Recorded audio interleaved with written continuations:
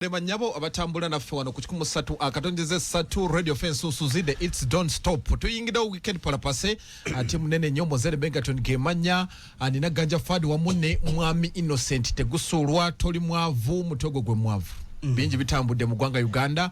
most especially if tutambula mu entertainment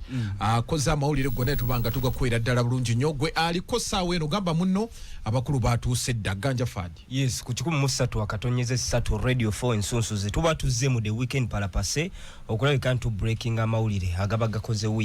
weekend badde ya mikolo badde ya mikolo jeti senyo week then n'omukulu Sir Mathias Walukaga akoze nya amawulire jukira nti ali mu kisawo cha entertainment ne wangu badde anga yatagulwamu ebigere n'agenda ko mbyobufuzi so baba ekimutuukako kyonna tuba tujja ne tukituusa kubatuuliriza ku radio 4 ensonso so week ebadde ya mikolo Chosen Becky lero tubadde ne manager we Lord Mark Chinjo mayijo yakabye aho tugenda bena nga tuyita omwami Tegusula buzo ku bantu abatuliriza mbalamusiza mwebale kubeera ku radio eno 103.3 radio 4 radio ensonso mwebale nyo mwebale ddala mwebale okutuuliriza yes bwete tugenda bena nga tutandika wiki wedete twali mikolo ja ganja okitegedde mikolo jaggwa bulungi twali atwanywa omukyala twamuleta omukyala jali atokosa afumba bwanyiga amasaji bwakola atya omuliro gukyali mulege muliro mulege simanyo bana agusala ajja kuka abazazi uko toyinza genda gatoyinza ajja biva panna gwandika tumene okumacha bwakola atya yawedde atete sikuntisa tiso wiki bali oddi bali wiki wedde yali Saturday zali meka zalinga mukaga nali mu mpombo nga mukaga anti wanaite myezi ngesatu nga tukubuza kikyokola va mukwe wana waite myezi mukaga gatuka musajja yapaje waite omwaka gatuka mumuntu tumulaba niyo musajja kiki olugendo lwatumenyera bwerere ataawo tuba tuyina okubuza ebibuzo bwera obweka ante ebibuzo biba ku side bbiri omukya ndija side yo yoka fetubuza gwe kiki odde no wepika Fatino okulaba results twatandisa dokuba sawa yo na results zijja nziraba so njagala tutandikire wa Chosen Becky omanyi Chosen Becky ono muntu waffe nnyo naye bigambo munnaye yavude nabanga akaba amaziga yakabye zaga amaziga saga tegedde gaddala ate gatya njogedde ne manager we Lord Mark Kiyingi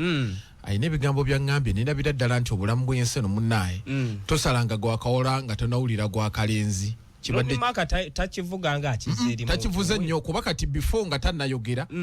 ng'oli yayogera twali tetunnamanya bituufu kuba bwatukidde ogamba nti Lord Mark ngambye mbu omusajja yakuba Chosen Becky ebikonde mu motoka n'azirika ng'agenda kuyimba bali Masaka yali ayagala kumutta kyekyo okusinzira ku omusajja ali ulda wajena gundi bawi dictator ye mwami we okay munasonja kubeera ku page yemu kyamanye nti Becky Chosen Becky yalina obufumbo yalimu n'abuvaamu n'abuta yali mu kawundo kakubye dinisa okay yali mu arrangement kali kakawundo kakubye dinisa namuvigo nafuda omuntu yamwanjula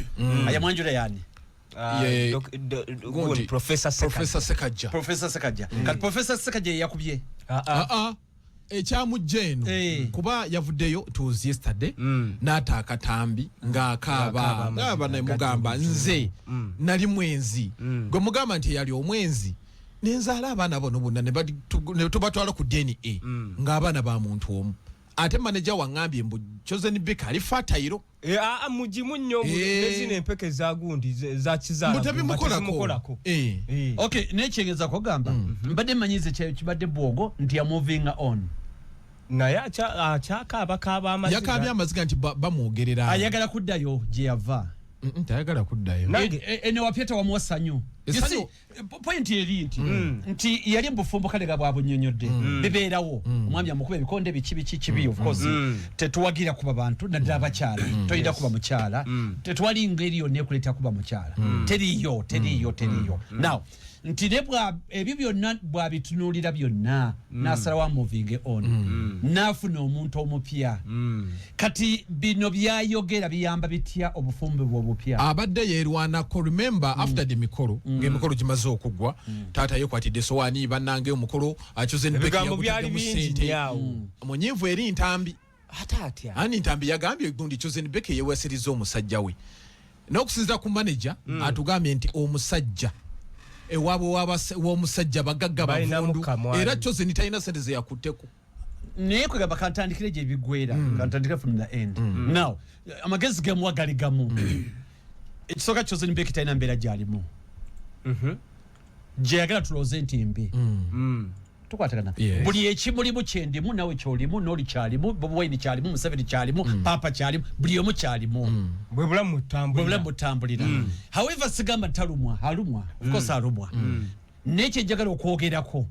bw'aba ekkubo lyakutte ery'okwagala mbw akonvinsinga abantu nti ye mutuufu tagenda digusa lwaki ogaa nti tagenda liggusa anti kyeŋŋamba bano abamubuuza bamalirivu batendeke bawendule bagwenyufu obutawuliriza byoyogera obutakkirizamu neki kuba era mu kuvaayo n'akaaba mwami Teegu abantu bagamba Chosen Beke bw'aba yamuvinga on n'abanga erinnya ly'omusajja oli gye yava terimuva ku lulimi bino byonna byakola biraganga akyakuba endeka mwoyo nkwataganye nawe ndeka mwoyo agikuba ini kyebaddegaza kubanga olwaleero kati weteeka ebigere bya mwami ono omwami w'omupya Sekajja assuming kati nze nali nkola ku radio 123 FM ne bampa omulimu wano ku radio 4 nentuuka wano nentandika okuleeta agaboozi gange ageeri byonna byenayitamu biyamba bitya radio 4 embeera eno lwaki nazokola ndi munyiikaavu siri mu muntu siri muki kati omwami we yamufuna ayagala abeere mu muntu ayagala abeere musanyufu embeera eri olamwogerako kati afuuse ekitalo bamwogerako ebigambo ebitaliyo kambuze ani gwe batwogerako Nabi Muhammad bakisusiza n'okusasa beri gyali Yesu Kristo Katonda ani gwe batwogerako kati agume bamwogereko kyeŋŋamba yabiwa amatu omuntu ku bantu basinga okusalawa n'okwogera kutegusoolwa nze banzalawa nnyo banjogerako nnyo nenze mpanga atabiwulira era nze omuntu mulabanga kateni abantu gateekamu envumbo sina nvumbo ne bwe mbiwulira nga Bugembe bwe yagamba mbiwulira muno biyita muno sibiwa makulu ekigambo gwokiwa amakulu nekituulawo gwokiwa sensi nekizitowa gyokoma okukirowoozaako okukiwa amakulu nga nakyo kikola amakulu kikula naye ng'ono yakugambye mulalu tomanyi nakati kyakola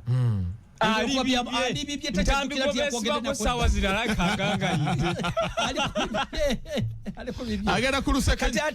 kulusebonamanya nti bikuluma enkeera akutandika butandisi n'ekirala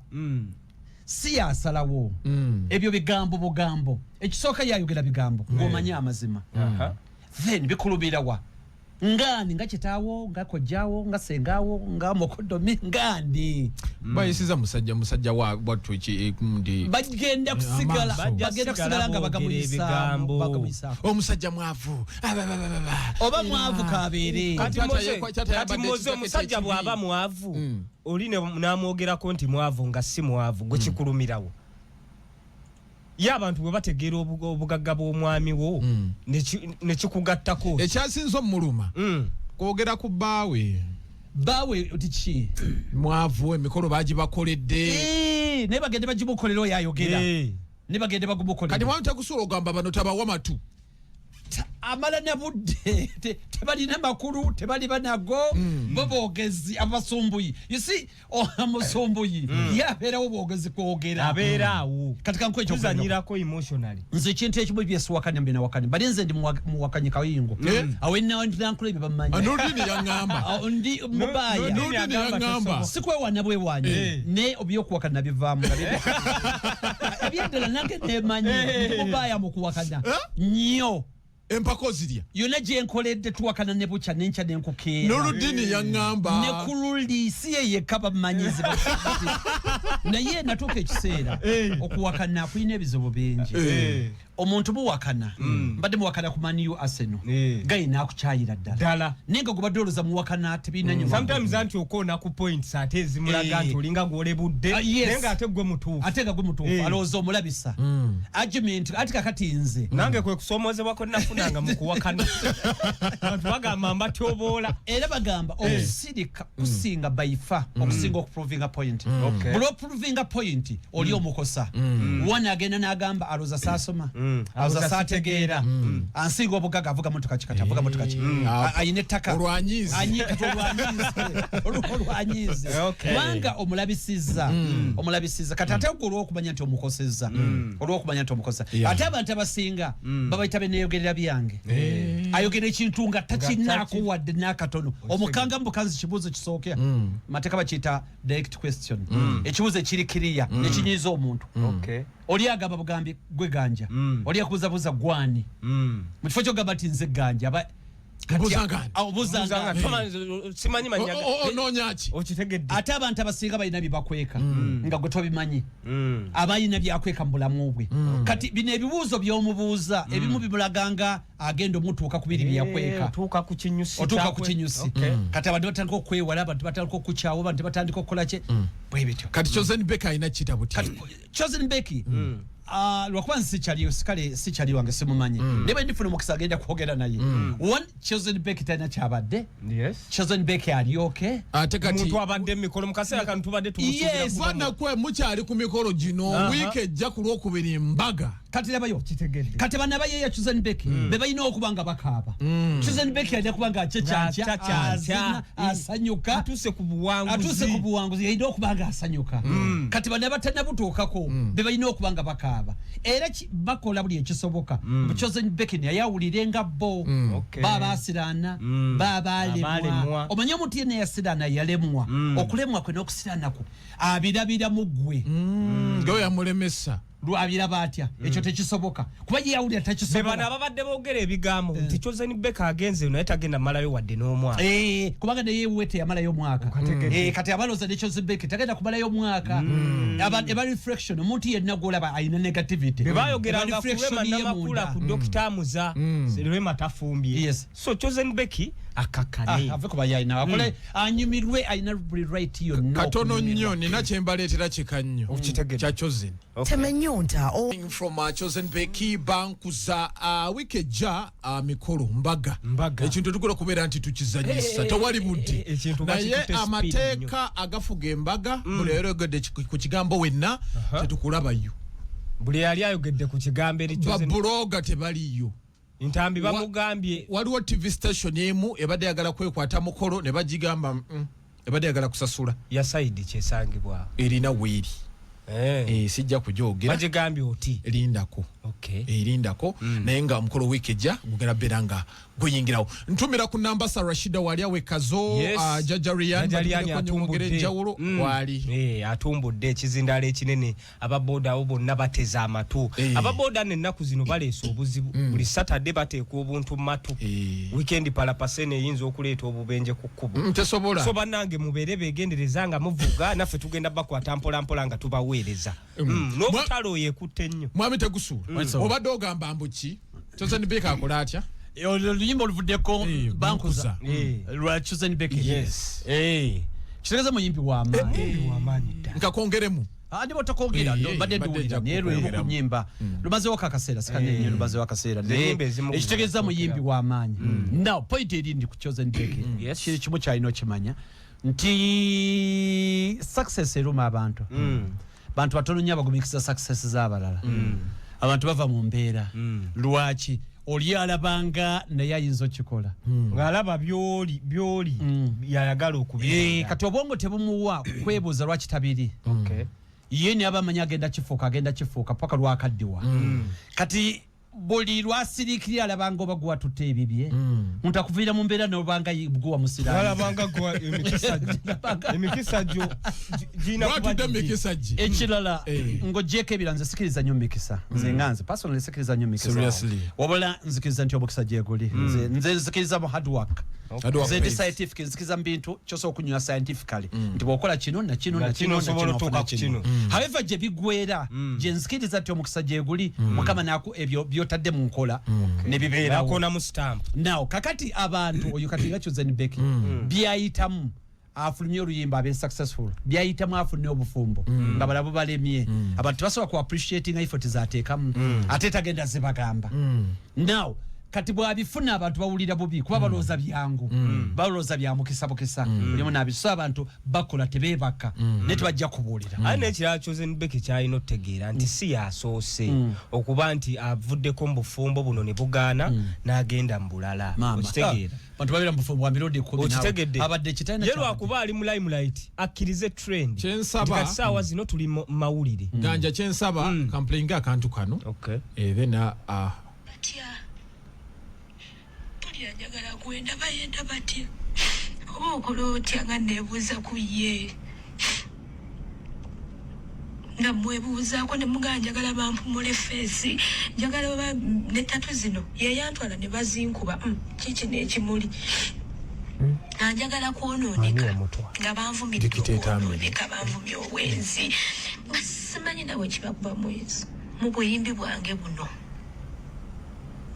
abasajja bannyingiranga nga bankwana sikkiriza naye teyagabanga bintu naye omusajja oyo yankyusa era mbeera ngamba Katonda singa teyajja singa andiwa nali neekyaye bannange bamulaba abantu abanywa omwenge oba enjaga temubanenya tebaŋŋamba ndi mubi era nga nomala oŋŋa nti ndi mulungi gwe nkukyawa kuoba mulabanga gwe bakiina oyo omusajja buli lunaku aŋŋamba ndi mulungi omusajja yagadde abaana bange alina okwagala buli kyenamiisinga mu musajja buli kyenamiisinga mu siteegi y'okwagala kinkoledde omusajja oyo nga yakankwana nze nali sigendangako out nina ebigambo 1000 ebyo omusajja kufiirwa obulamu bwange nasimanyi bya out bagenda batya kati nga ngamba oveewaako ogende out oyo omusajja ntutte mu movie abantu b'okwarena bakimanyi n'ab'okwokwashia akashia ndowooza netukesa ne bintama nga akemasaka kajjamu akutwala mu kifo n'otuulaawo nagamba nyumirwa nano nice cool yanjagadde mwe nina omusajja omulungi ne kati muzi omulungi tukoma bino bibatugiranga ku social media nga tulaba Chosen Becky ne gundi dictator Amiri bali batu sibabulingo kaliwo ndi yamututeko out batulaganga nga bati challenge ku challenge balaga omukwano zalinga waka omukazi agambye anti byayogera alaga nti yatambuliranga mbulamu bwa nnaku yokka nga bamuyimbye endubaale kye kituufu kati kifo bino byetwalabanga nga bannaye tulaba essanyu tukakasa nti Chosen Becky yafuna omusajja amwagala bali batusiba bulingo yali mukomera era okuva yasinkana omusajja ono ebirungi byamukoledde kuba okusinziira byannyonnyodde n'obutambi bwe twalabanga ku TikTok y'omwana oyo contradictinga okitegedde